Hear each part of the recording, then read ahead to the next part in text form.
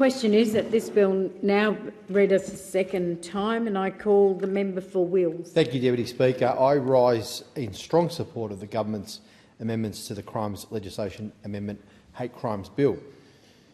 Now, we are a nation, I think we can agree across the aisle here and across partisanship, that values, a nation that values diversity, inclusivity, respect. And one thing I've learnt as Special Envoy of Social Cohesion, that it's not that complicated. It simply comes down to, when you want to ensure a harmonious society, that when people have differences, when they have disagreements, sometimes vehement disagreement, if they can navigate that difference peacefully and respectfully, it adds to the harmony in our society, it adds to the cohesion. It doesn't mean that we will never disagree, we'll never have difference. It means that we have the skill, the ability to engage with each other in that peaceful, respectful way and not let it cross over into hate speech or violence. And so how we interact with each other as individuals, as members of organisations, as groups, communities, is of critical importance. It's about how we do so in a way that, despite what may be those very deeply held disagreements, that interaction occurs, as I said, peacefully and respectfully. Where it becomes a threat to our cohesion, our harmony as a multi-ethnic, multi-faith, pluralistic society is when it flips into, it crosses over into hate speech, vilification of others based on their identity, violence and conflict to express views rather than being able to navigate that in a peaceful way.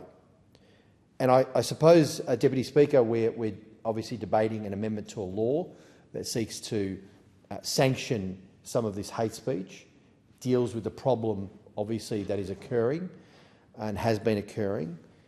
This also depends on people's willingness and ability to feel like they are part of a society, part of a nation, investment in that society, so that they make the commitment and take the responsibility to engage in that peaceful and respectful way and call out the hate speech, call out anyone that seeks to use violence or hate speech to express themselves. And that's, I think, really important, that sense of belonging and being part of a community, part of a nation, part of Australia, that you can then make that commitment as a citizen. So the sense of Australianness is actually really important. And that sense of who we are as a nation, but also the sense of a shared humanity, understanding that even if someone is from a completely different background than you, completely different experience, that you disagree with them wholeheartedly, down to your bones, you still have a shared humanity. And the basic decency that comes into play there is being able to understand, or at least tolerate, the other's perspective without resorting to a form of violence or hate speech. And that's a sense of basic decency. That's just that's something the law can't enforce. It is about who we are as people. It is about behaviour and morality and about what Australians are like as people, the fair go that we always talk about. So thinking about how we say things and how we do things and why that matters when it comes to engaging with different people and different groups is of critical importance. But we know, of course, that the hate-fueled violence and discrimination remain a real threat. We're seeing this emergence, particularly of anti-Semitism and the vile hatred, the ancient scourge of anti-Semitism unleashed.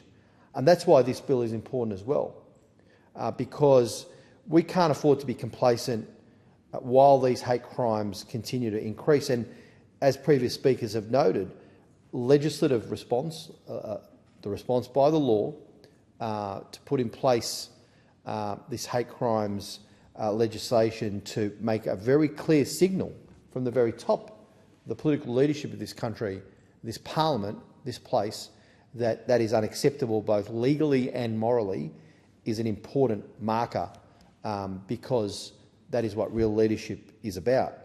Ensuring the cohesion of our society, the harmony in our society requires us here in this place to take our responsibility and take a firm stand against those who would seek to divide us through fear, hatred, anger and violence.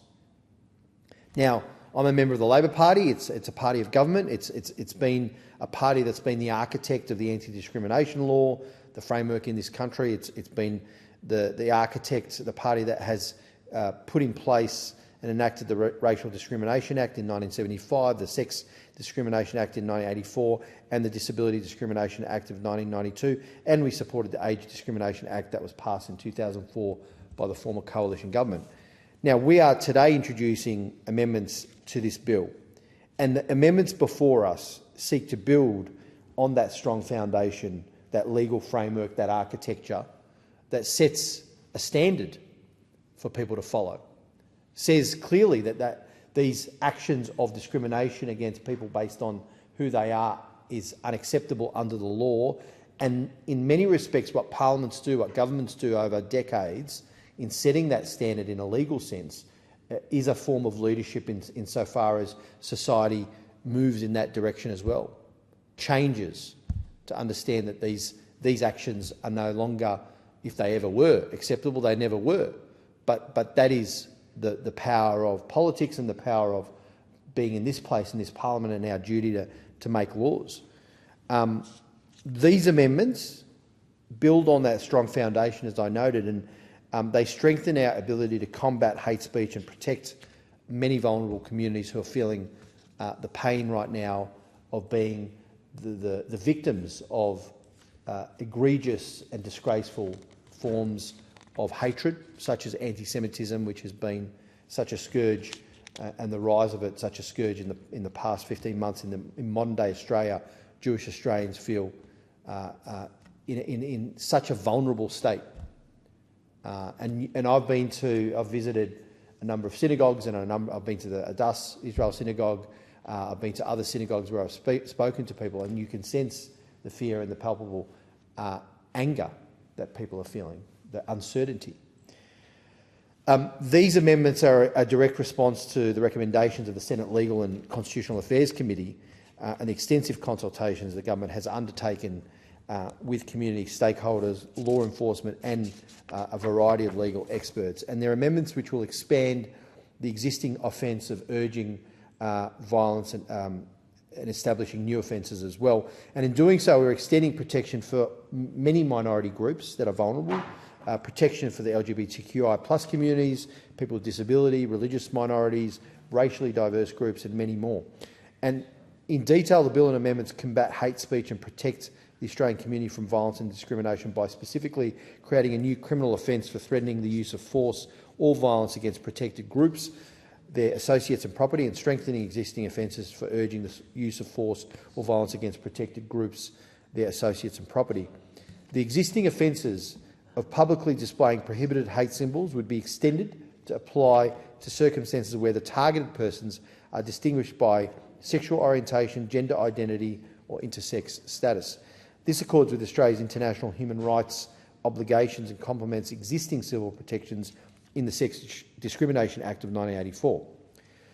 Deputy Speaker, hate speech, hate-fuelled violence, they don't just harm the individuals who are the immediate victims. They really undermine, threaten the very fabric of our society, of who we are. When extremists feel emboldened to intimidate, to vilify, to physically attack individuals and communities based on their identity, they're not just targeting those individuals, as I said, they're attempting in many ways to bring down and undermine and destroy the very fundamental elements of who we are as a liberal democracy, the values of equality, fairness, the cohesion and harmony that defines us, our ability to engage with each other. We have people from hundreds of countries around the world who've called this country, have adopted this country and made it their home, with hundreds of different languages and faiths, so many different backgrounds, and we have been able to actually live in a relatively harmonious society over many decades. And people say, oh, what a miracle. It's not a miracle. It's based on the hard work, the commitment of generations of Australians, not just political leaders in this place. Yes, the parliament has played a role in setting those legal frameworks and that architecture, but millions of Australians, individuals who've committed to those principles to ensure that even if they disagree with someone, they are navigating that difference without resorting to violence and hate. This doesn't happen as commonly. It sounds simplistic and it sounds easy, but it doesn't happen in a lot of parts of the world. What we've created here is something special. I'm not saying we're perfect. There have been many instances where ethnic and other disputes have emerged, but on the whole, we have been a successful nation, a multi-faith and multi-ethnic nation, and that pluralism has become celebrated and embraced. So we've seen the devastating consequences of hate crimes here. Clearly, we've seen it play out. We've seen it play out abroad. We know that when people move towards violence to express their ideological or political views, it's often following a long tail of online radicalisation or public intimidation, and the unchecked nature of that hate speech, which follows through into more and more egregious violent actions towards others. So this bill and these amendments ensure that law enforcement have the tools necessary to intervene before words turn into violence or physical violence, because words themselves can be a form of violence, as we know. More importantly, it reinforces our commitment to fostering a cohesive society where all Australians, regardless of background, feel safe, valued and included. What the government is doing is matching our words with our actions. And I know there's been a degree of politicisation around the challenges we face. The Albanese Labor government has taken a lot of substantive action over this period of time, and I know there's been a lot of criticisms from various points in the political spectrum, if you like. I think it's important to note, though, that when I said words actually matter, we've heard that not just from myself in this place, but we've heard it from people like the Director General of ASIO, who talked about the fact that words can inflame tensions, can make things worse. So when we see this politicisation, particularly by the opposition and also other minor parties in this place, other political actors in this place, it is running against the fact that rather than uniting and supporting the actions that have been taken by government, there's a choice there that's been made to politicise. I mean, the Leader of the Opposition had 9 years in government to legislate against hate symbols and the Nazi salute. He didn't. And we did, and our law came into effect last year. He had 9 years in government to legislate against doxing. He didn't. And actually the coalition voted against that bill, the bill that criminalised it. He had 9 years in government to legislate against hate crimes. He didn't. And we're doing that now in Parliament with this bill. The fact is the Leader of the Opposition was a senior member of a government that fought actually to strip protections for all marginalised communities against hate speech. So if that wasn't enough, just last week we saw also the Leader of the Opposition launch an extraordinary attack on the Australian Human Rights Commission, calling it a rogue body for merely upholding Australia's commitments to human rights. There have been multiple opportunities given to unequivocally condemn the escalating hate speech and vilification, and yet the choice there was to undermine institutions that are there to protect Australians from discrimination. The choice to fuel division, the choice to fuel discord is not leadership. The manufacturing of cultural wars, the cynical attempts to stoke the flames of division for short-term political gain is not leadership. And so those members have a choice. They can support this bill and take a stand against hate, or they can continue to dog whistle and divide. And the same applies to other members of this place who have fanned the flames of hatred with the words that they have used.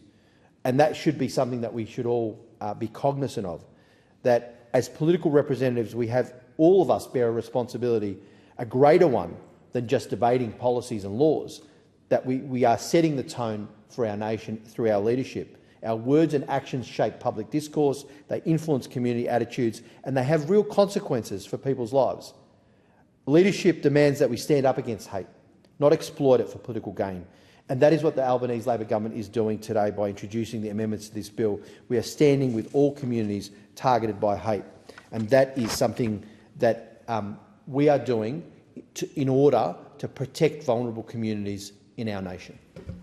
Thank you. The question is that the bill be now read a second time, and I call the member for Gold.